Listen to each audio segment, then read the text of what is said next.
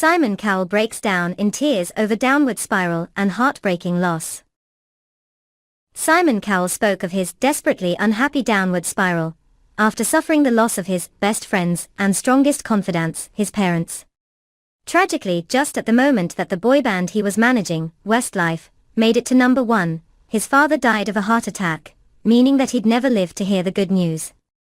When the music mogul called his mum Julie from Germany to share that the group had become chart toppers for the first time ever with Swear It Again, he immediately knew something life-changing had happened. Tears rising in his throat, he revealed, "I could just tell that something wasn't right." Talking to the Diary of a CEO podcast, host Stephen Bartlett of the bittersweet moment when success and grief collided, Simon confessed, "I genuinely, at that point in my life, just believed my parents were gonna live forever." The choked-up singer continued, "At that moment, I'd have swapped everything I'd succeeded with to have kept him around." Simon added that, during his amazing relationship with Dad Eric, whose name is now taken by his young son, he'd only fought with him on one occasion. "He only lost his temper with me once, and when he lost it, I was like, I don't want to go there again," he recalled. The Britain's Got Talent judge continued that although his dad had never struck him in his life, he raised his voice once to me and that was enough. When he was angry, you knew it.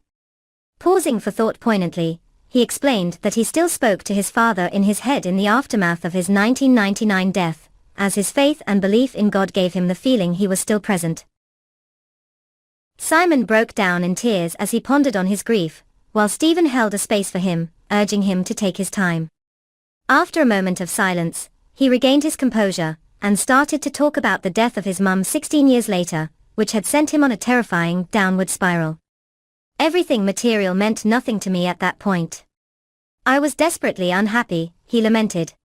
He added that despite staying awake until 7:00 or 8 o'clock a.m. to get his work done, he wasn't particularly enjoying his career at the time and was using it to fill a void. "I became a ridiculous workaholic. I was very successful, but I really wasn't happy," Simon explained.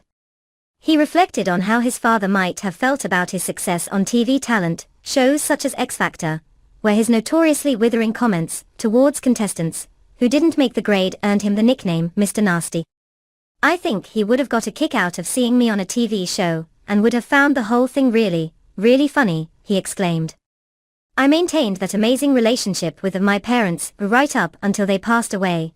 They were my best friends. That's how I feel about my child, Eric now," he concluded, describing their father-son bond as pure love. Check out the full interview with Simon on the Diary of a CEO podcast here, or follow in Simon's footsteps at the famous London music-themed hotel, Hes Rumoured to Love.